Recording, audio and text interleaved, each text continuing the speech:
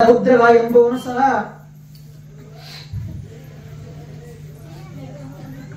ಅವನು ಯುದ್ಧವನ್ನು ಮಾಡಲು ಪ್ರಾರಂಭವನ್ನು ಮಾಡ್ತಾನೆ. ಏನಾಗ್ತದಪ್ಪ ಅಂತಂದ್ರೆ ರುದ್ರಗ ಏನು ಮಾಡ್ತಾನಪ್ಪ ಅಂತಂದ್ರ ದೇವಿಯ ಮುಂದೆ ಬಂದು ನಿಲ್ತಾನ.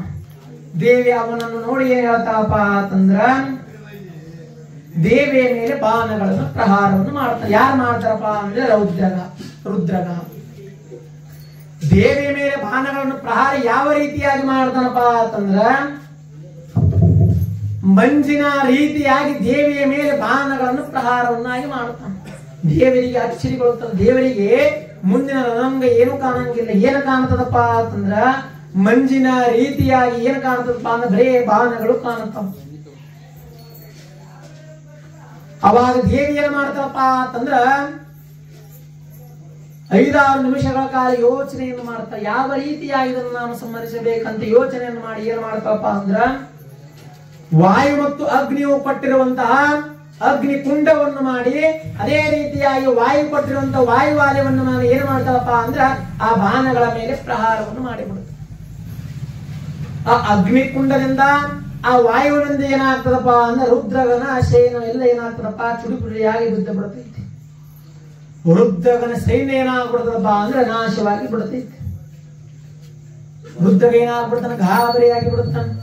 ಯಪ್ಪ ಕೇವಲ ನಿಮಿಷದ ಕ್ಷಣದಾರ್ಧದಲ್ಲಿ ದೇವಿ ನನ್ನ ಸೈನ್ಯವನ್ನು ನಾಶ ಮಾಡ್ಯಾಳ ಅಂದ್ರ ನನ್ನನ್ನು ನಾಶ ಮಾಡದೆ ಬಿಡಂಗಿಲ್ಲಪ್ಪ ಅಂತ ಹೇಳ್ತಾನೆ. ಆದ್ರ ಅವನು ಅಷ್ಟು ಸರವಾಗಿ ಅಂಜಂಗಿಲ್ಲ. ಯಾಕೆ ಅಂಜಂಗಿಲ್ಲಪ್ಪ ಅಂತಂದ್ರೆ ದೇವಿಯ ಸಮನಾಗಿ ಅವನಿಗೆ ಅಷ್ಟೇ ಶಕ್ತಿ ಇರ್ತೈತಿ. ಮುಂದೆ ಏನಾಗ್ತದಪ್ಪ ಅಂದ್ರೆ ದೇವಿಯ ಜೊತೆಗೆ ಸಂಭಾಷಣೆಯನ್ನು ಮಾಡುತ್ತಾನೆ. ನೀನು ಯಾರು? ಎಲೆ ಸ್ತ್ರೀಯಳೇ, ನೀನು ಯಾರು? ಎಲ್ಲರ ಉದ್ದೇಶದಿಂದ ನೀನು ದೇವತೆಗಳ ಸಲುವಾಗಿ ಯುದ್ಧವನ್ನು ಯಾಕೆ ಮಾಡಾಕಂತಿ? ಎದರ ಸಲುವಾಗಿ ಮಾಡಾಕಂತಿ ಅಂತ ಹೇಳಿ ದೇವಿಗೆ ಏನು ಮಾಡ್ತಾನಪ್ಪ ಅಂದ್ರೆ ಪ್ರಶ್ನೆಯನ್ನು ಮಾಡುತ್ತಾನೆ. ಕೊಡಾಕತ್ತೀರಾ? ಮಹಿಷಾಸುರನನ್ನು ಸಂಹಾರ ಮಾಡ್ತಾನ ದೇವತೆಗಳನ್ನು. ಅದಕ್ಕಾಗಿ ನಾನು ಅವತಾರವನ್ನು ತಾಳಿ ನಿಮ್ಮನ್ನು ಸಂಹಾರ ಮಾಡುವ ಸಲುವಾಗಿ, ಮಹಿಷಾಸುರನನ್ನು ಸಂಹಾರ ಮಾಡುವ ಸಲುವಾಗಿ ಈ ಅವತಾರವನ್ನು ತಾಳಿನಂತೆ ಹೇಳಿಬಿಡುತ್ತಾನೆ. ಈ ಮಾತನ್ನು ಕೇಳಿದ ರುದ್ರಗ ಏನು ಮಾಡ್ತಾನಪ್ಪ ಅಂದ್ರೆ ನಗಲು ಪ್ರಾರಂಭವನ್ನು ಮಾಡ್ತಾನೆ. ಯಾಕೆ ನಗಲು ಪ್ರಾರಂಭವನ್ನು ಮಾಡ್ತಾನಪ್ಪ ಅಂದ್ರ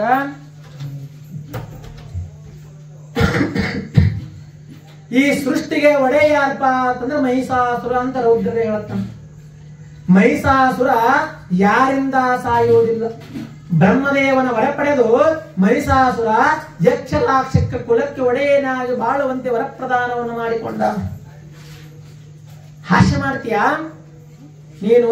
ಮಹಿಷಾಸುರನನ್ನು ಏನೂ ಮಾಡಕ್ಕಾಗಲ್ಲ ಅಂತ ಹೇಳಿ ಅಪಹಾಸ್ಯವನ್ನು ಮಾಡುತ್ತಾನೆ. ಅವಾಗ ಏನು ಮಾಡ್ತಾನಪ್ಪ ಅಂತಂದ್ರೆ ಎಲ್ಲಾ ದೇವತೆಗಳ ರಾಜ ನಾನೇ, ಮಹಿಷಾಸುರನೇ ಎಲ್ಲಾ ದೇವತೆಗಳ ರಾಜ ಅಂತ ಹೇಳಿ ದೇವಿಯ ಮೇಲೆ ಬಾಣವನ್ನು ಪ್ರಹಾರವನ್ನು ಮಾಡ್ತಾನೆ. ಯಾವ ರೀತಿಯಾಗಿ ಬಾಣವನ್ನು ಪ್ರಯೋಗವನ್ನು ಮಾಡ್ತಾನಪ್ಪ ಅಂತಂದ್ರ ಅತ್ಯಂತ ಕಠೋರದಿಂದ ಅತ್ಯಂತ ಶಿಟ್ಟಿನಿಂದ ಏನು ಮಾಡ್ತಾನಪ್ಪ ಅಂದ್ರ ದೇವಿಗಳ ಜೊತೆ ಏನು ಮಾಡ್ತಾನಪ್ಪ ಯುದ್ಧವನ್ನು ಪ್ರಾರಂಭವನ್ನು ಮಾಡ್ತಾನೆ. ಅವಾಗ ದಿವ್ಯ ಏನು ಮಾಡ್ತಾಳಪ್ಪ ಅಂದ್ರೆ ದೇವಿ ಸಾಕ್ಷಾತ್ ಶಿವನು ಕೊಟ್ಟಿರುವ ತ್ರಿಶೂಲದಿಂದ ಕೈ ಎತ್ತಿಕೊಂಡು ಎಲ್ಲರ ಮೇಲೆ ಪ್ರಹಾರವನ್ನು ಮಾಡಿಬಿಡುತ್ತಾಳೆ. ಅವಾಗ ಏನಾಗ್ಬಿಡ್ತದಪ್ಪ ಅಂತಂದ್ರೆ ರೌದ್ರಗನ ಸೈನ್ಯ ಏನಾಗ್ಬಿಡ್ತದಪ್ಪ ಅರ್ಧರಷ್ಟು ಸೈನ್ಯ ನಾಶವಾಗಿ ಹೋಗಿಬಿಡುತ್ತೈತೆ. ದೇವತೆಗಳು ಗಾಬರಿ ಆಗಿಬಿಡುತ್ತಾರೆ. ನಾವು ಇನ್ನು ಜಯಶಾಲಿ ಆಗುವುದು ಅಸಾಧ್ಯ. ದೇವತೆಗಳು ಇಂದ್ರದೇವ ಏನು ಅನ್ಕೋತಾರ, ನಾವು ದೇವಿಯನ್ನು ಕಳಿಸಬಾರ್ದಾಗಿತ್ತು. ಎಷ್ಟು ರಾಕ್ಷಸರನ್ನು ಸಂಹಾರ ಮಾಡಿದರೂ ಆಗಲ್ಲಗ್ಯಾರ. ದೇವಿಯ ಶರೀರವನ್ನು ನೋಡಿದ್ರ ಗಾಬರಿ ಆಗಕತ್ತೈತಿ. ಎಷ್ಟೊತ್ತು ಹೋರಾಡಬೇಕಂತ ಹೇಳಿ ದೇವಿಯ ಜೊತೆ ಅವರು ಸಂಭಾಷಣೆ ಮಾಡುತ್ತಾರೆ. ನಾವು ದೇವಿಯನ್ನು ಕಳಿಸಬಾರ್ದಾಗಿತ್ತು, ನಾವು ಇನ್ನು ಗೆಲ್ಲಲು ಅಸಾಧ್ಯ ಎಂದು ದೇವತೆಗಳು ಏನು ಮಾಡ್ತಾರಪ್ಪ ಅಂದ್ರ ಓಡಿ ಹೋಗಲು ಪ್ರಾರಂಭವನ್ನು ಮಾಡ್ತಾರೆ. ದೇವಿ ಮೇಲೆ ನೋಡ್ತಾಳ. ಎಲೆ ಮಕ್ಕಳೇ, ಗಾಬರಿ ಆಗಬೇಡಿ, ನೀವು ಸುಮ್ಮನೆ ಒಂದು ಕಡೆ ಕೂತು ಎಂದು ಹೇಳಿ ದೇವಿ ಮತ್ತೆ ಯುದ್ಧವನ್ನು ಪ್ರಾರಂಭವನ್ನು ಮಾಡ್ತಾಳೆ. ರುದ್ರಗ ಏನ್ ಮಾಡ್ತಾನಪ್ಪ ದೇವಿಯ ಜೊತೆ ಸಹಸ್ರ ವರ್ಷಗಳ ಕಾಲ ಏನ್ ಮಾಡ್ತಾನಪ್ಪ ಅಂದ್ರೆ ಯುದ್ಧವನ್ನು ಪ್ರಾರಂಭವನ್ನು ಮಾಡ್ತಾನೆ. ಆದ್ರೂ ದೇವಿ ಏನ್ ಮಾಡ್ತಾನಪ್ಪ ಅಂದ್ರೆ ಸೋಲಂಗಿಲ್ಲ. ಏನ್ ಮಾಡ್ತಾನಪ್ಪ ಅಂತಂದ್ರೆ ಒಂದು ಉಪಾಯವನ್ನು ಮಾಡ್ತಾನ. ಏನು ಉಪಾಯವನ್ನು ಮಾಡ್ತಾನಪ್ಪ ಅಂತಂದ್ರ ಸಂಮೋಹನ ಎಂಬ ಖಡ್ಗವನ್ನು ಕೈಗೆತ್ತಿಕೊಳ್ಳುತ್ತಾನೆ. ಸಂಮೋಹನ ಖಡ್ಗಪ್ಪ ಅಂತಂದ್ರ ಒಂದು ವೇಳೆ ಆ ಬಾಣವನ್ನು ಪ್ರಯೋಗವನ್ನು ಮಾಡಿದರೆ ರಣರಂಗದಲ್ಲಿ ಯಾರೇ ಇರಲಿ, ಶತ್ರುನೇ ಇರಲಿ, ರಾಜನೇ ಇರಲಿ, ದೇವಿನೇ ಇರಲಿ, ಎಲ್ಲರೂ ಏನಾಗಬೇಕಪ್ಪ ಅಂದ್ರೆ ಏಕಕಾಲದಲ್ಲಿ ಸಾಯ್ತಾರೆ. ಅಂತ ಶಕ್ತಿ ಯಾರಿಗಿರ್ತದಪ್ಪ ಅಂತಂದ್ರ ಸಂಮೋಹನ ಖಡ್ಗಕ್ಕೆ ಇರುತ್ತೆ. ಅವಾಗ ದೇವಿ ಮುಂದೆ ಬರ್ತಾನೆ, ದೇವ ಜೊತೆ ಸಂಭಾಷಣೆಯನ್ನು ಮಾಡ್ತಾನೆ. ಎದೇ ದೇವಿ, ಎದೇ ಸ್ತ್ರೀಗಳೇ, ಒಂದು ವೇಳೆ ರಣರಂಗದಲ್ಲಿ ನೀನು ಎಲ್ಲಾ ಸೈನಿಕರನ್ನು ನಾಶ ಮಾಡಿ ನನ್ನನ್ನು ನಾಶ ಮಾಡಿದೆಯಾದರೆ, ಈ ಖಡ್ಗವನ್ನು ನೀನು ದಯಪಾಲಿಸಿದರೆ ನೀನೇ ಈ ಒಡೆಯಕ್ಕೆ ರಕ್ಷರಾಕ್ಷಕ್ಕೆ ನೀನೇ ಒಡೆಯತಿ ಎಂದು ಆ ರುದ್ರಗ ಏನು ಮಾಡ್ತಾನಪ್ಪ ಅಂದ್ರ ದೇವಿಗೆ ಒಂದೇ ಹೇಳ್ತಾನೆ. ಅವಾಗ ಏನಾಗ್ತದಪ್ಪ, ದೇವಿ ಏನಂತಾಳ, ಆಯ್ತು ಸರಿ, ಈ ಯುದ್ಧವನ್ನು ನಾನು ಮಾಡೇ ತೀರ್ತೇನೆ ಅಂತ ಹೇಳಿ ಅವನ ಜೊತೆ ಯುದ್ಧವನ್ನು ಮಾಡಲು ಪ್ರಾರಂಭವನ್ನು ಮಾಡುತ್ತಾನೆ.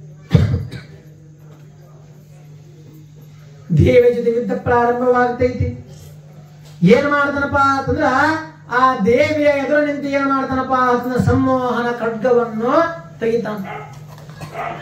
ಬರೇ ಅವನ ಸಂಮೋಹನ ಖಡ್ಗವನ್ನು ತೆಗೆದಾಗ ಏನಾಗ್ತದಪ್ಪ ಅಂತಂದ್ರ ರೌದ್ರಗನ 300 ಅಕ್ಷೋಹಿಣಿ ಸೈನ್ಯ ಏನಾಗ್ತದಪ್ಪ ಅಂದ್ರೆ ಮೂರ್ಛೆ ಹೋಗಿ ಬಿದ್ದು ಬಿಡ್ತಾರೆ. ಭೂಮಂಡಲ ಏನಾಗ್ಬಿಡ್ತದ, ಕತ್ತಲವಾಗಿಬಿಡುತ್ತೆ. ಪ್ರಾಣಿ ಪಕ್ಷಿಗಳು ಏನಾಗ್ಬಿಡ್ತಾವಪ್ಪ ಅಂತಂದ್ರ ನಾಶವಾಗಿ ಹೋಗ್ಬಿಡ್ತಾವ.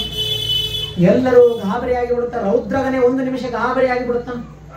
ಇದೆಂತ ಬಾನಪ್ಪ, ಈ ದೇವಿ ಮೇಲೆ ಕೇವಲ ಒಂದು ಬಾಣವನ್ನು ಪ್ರಯೋಗ ಮಾಡಿದ್ರೆ ಈ ರೀತಿ ಆಗ್ತದಂದ್ರ ಯಾವ ರೀತಿಯಾಗಿ ನಾನು ಬಾಣವನ್ನು ಪ್ರಯೋಗ ಮಾಡಬೇಕಂತ ಹೇಳಿ ದೇವಿ ಜೊತೆ ಹೆದರಿಕೊಂಡು ಬಿಡ್ತಾನೆ. ಅವಾಗ ಏನ್ ಮಾಡ್ತಾನಪ್ಪ ಅಂದ್ರೆ ಆ ಬಾಣವನ್ನು ಬಿಟ್ಟು ನಾನೂ ಸಾಯ್ತೀನಿ ಅಂತ ಹೇಳಿ ಆ ಬಾಣವನ್ನು ಏನ್ ಮಾಡ್ತಾನಪ್ಪ ಅಂದ್ರೆ ಮಂತ್ರದಿಂದ ಮತ್ತೆ ಹಿಂದೆ ತೆಗೆದುಕೊಂಡು ಬಿಡ್ತಾನೆ. ನಂತರ ಏನ್ ಮಾಡ್ತಾನಪ್ಪ ಅಂತಂದ್ರ ಮತ್ತೊಂದು ಬಾಣವನ್ನು ಕೈ ಎತ್ತಿಕೊಳ್ತಾನೆ. ಅವಾಗ ದೇವಿಗೆ ಹೇಳ್ತಾನೆ, ಈ ಬಾಣ ಬೇಡ, ಇನ್ನೊಂದು ಬಾಣವನ್ನು ಬಿಡ್ತೀನಿ, ಈ ದೇವಿ ಬಾಣದಿಂದ ತಪ್ಪಿಸಿಕೊಂಡ ನೀನೇ ರಾಕ್ಷಕ್ಕೆ, ಈ ಒಡಕ್ಕೆ ನೀನೇ ರಾಕ್ಷಕ ಎಂದು ಹೇಳಿ ದೇವಿಯ ಜೊತೆ ಸಂಭಾಷಣೆಯನ್ನು ಮಾಡ್ತಾನೆ. ಆ ಬಾಣವನ್ನು ಏನು ಮಾಡ್ತಾನಪ್ಪ ಅಂತಂದ್ರ ದೇವಿಯ ಮೇಲೆ ಪ್ರಹಾರವನ್ನು ಮಾಡಿಬಿಡ್ತಾನೆ. ಆ ಪ್ರಹಾರದಿಂದ ಏನಾಗ್ತದಪ್ಪ ಅಂತಂದ್ರ ಥೋಳ ಖಾರಾನೆ ಎಲ್ಲವೂ ದೇವಿ ಹುಟ್ಟಿಸ. ಬರೀ ಏನು ಹುಟ್ಟಿಕೋದಪ್ಪ ಅಂತಂದ್ರ ಕೋಪ ಹುಟ್ಟಿಕೊಳ್ತೈತೆ. ಅವಾಗ ದೇವಿ ಏನು ಮಾಡ್ತಾಳಪ್ಪ, ಈ ದೇವಿಯ ಬಾಣದಿಂದ, ರಾಕ್ಷಸನ ಬಾಣದಿಂದ ಏನು ಮಾಡ್ತಾಳಪ್ಪ ಅಂದ್ರ ಇವೆಲ್ಲ ಹುಟ್ಟುಕೊಂಡವಲ್ಲ, ಇವೆಲ್ಲವನ್ನು ನಾನು ನುಂಗಿಯೇ ತೀರಿದ್ದೇನೆ ಅಂತ ಹೇಳಿ ಅವೆಲ್ಲವನ್ನು ಏನು ಮಾಡ್ತಾಳಪ್ಪ ಒಂದೇ ನಿಮಿಷದಲ್ಲಿ ನುಂಗಿ ಬಿಡುತ್ತಾಳ.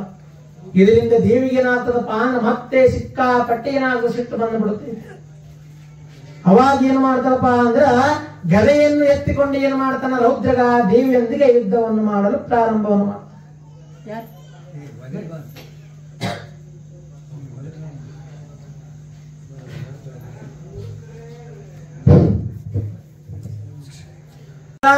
ಆ ರೌದ್ರಗನು ಏನು ಮಾಡ್ತಾನಪ್ಪ ಅಂತಂದ್ರ ಗದೆಯನ್ನು ಎತ್ತಿಕೊಂಡು ಏನು ಮಾಡ್ತಾರಪ್ಪ ಅಂತಂದ್ರ ಯುದ್ಧವನ್ನು ಪ್ರಾರಂಭವನ್ನು ಮಾಡ್ತಾನೆ. ದೇವಿಗೆ ಏನು ಮಾಡ್ತಾನಪ್ಪ ಸಿಕ್ಕಾಪಟ್ಟೆ ಹೊಡಿತಾನೆ.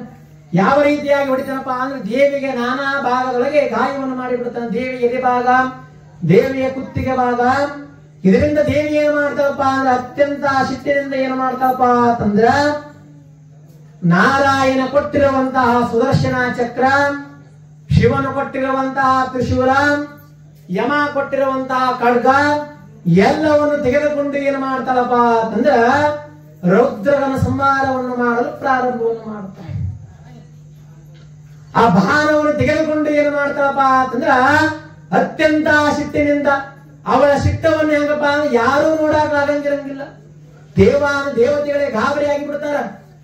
ಯಾವ ರೀತಿಯಾಗಿ ಕಾಣಾಕತ್ತಿರ್ತಾಳಪ್ಪ ಅಂತಂದ್ರ ಎಷ್ಟು ಮಂದಿನ ಸಾಯಿಸಿರ್ತಾವಲ್ಲ ಅಷ್ಟ ರುಂಡಗಳು ಏನು ಮಾಡ್ತಾಳಪ್ಪ ಅಂದ್ರೆ ಕೊರೆಯೊಳಗೆ ಹಾಕೊಂಡು ಬಿಟ್ಟಿರ್ತಾವ. ಶಿವನೇ ಗಾಬರಿ ಆಗಿ ಬಿಡ್ತಾನ. ಬಾಯಿನೊಳಗೆ ಏನಾಗತ್ತಿರ್ತದಪ್ಪ ಅಂದ್ರೆ ಅವಳ ಮೈ ತುಂಬಾ ರಕ್ತ ರಕ್ತ ಹರಿಯಾಗತ್ತಿರ್ತೈತಿ. ಯಾಕಪ್ಪ ರಾಕ್ಷಸರ ರಕ್ತ. ಅತ್ಯಂತ ಶಿಟ್ಟಿನಿಂದ ಏನು ಮಾಡ್ತಾಳಪ್ಪ ಅಂತಂದ್ರ ಆ ತ್ರಿಶೂಲವನ್ನು ಕೈಗೆತ್ತಿಕೊಂಡು ಏನು ಮಾಡ್ತಾಳಪ್ಪ ಅಂತಂದ್ರ ಆ ರೌದ್ರಗನ ರುಂಡವನ್ನು ಕತ್ತರಿಸಿ ಬಿಡ್ತಾಳ. ಸಾಂಬದೇನ